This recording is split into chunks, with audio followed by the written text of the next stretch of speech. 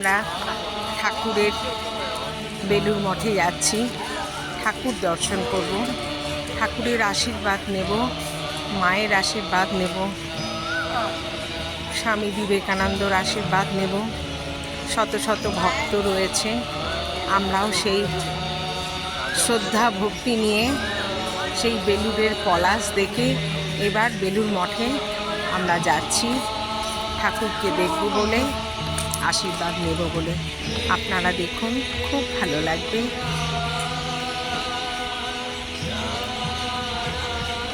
মন পড়ে যায়, এখানে এলে মনটা শান্ত হয়ে যায়। দূর থেকেই মনে হয় ঠাকুর যেন আমাদের মাথায় হাত রেখে আশীর্বাদ দিচ্ছে, করে তোরা ভালো থাকিস, আমি ওপর থেকে তোদের দেখছি, তোদের আশীর্বাদ করছি, তোদের সঠিক পথে নিয়ে যাওয়ার জন্যে আমি ও মা আছি তোদের পাশে।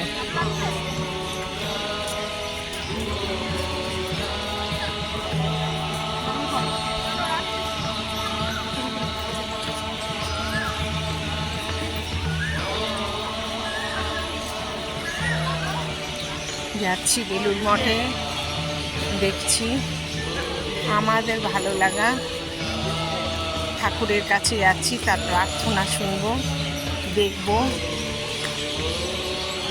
এই সময় আরতি হবে, আরতির জন্যে সব ভক্তরা এসে গেছে দেখবে বলে, দেখতে ভালো লাগবে।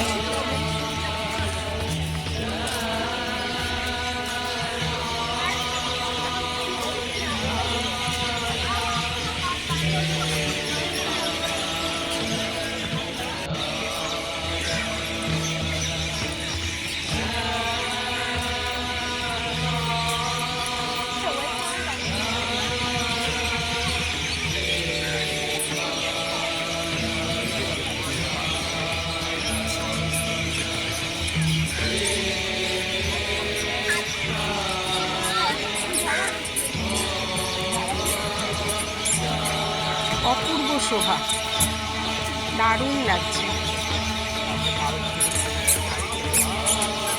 ফুল যেন দুহাত দিয়ে ঠাকুরকে শোভাবর্ধন করছে। ফুলই ঠাকুরের জন্যে, মায়ের জন্যে ফুটে আছে বেলুর মঠ।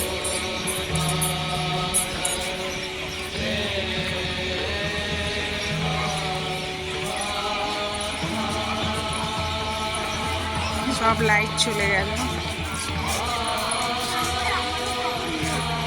নতুন করে এবার প্রার্থনা গৃহে আমরা এসে পৌঁছেছি। প্রার্থনার সময় হয়ে আসছে।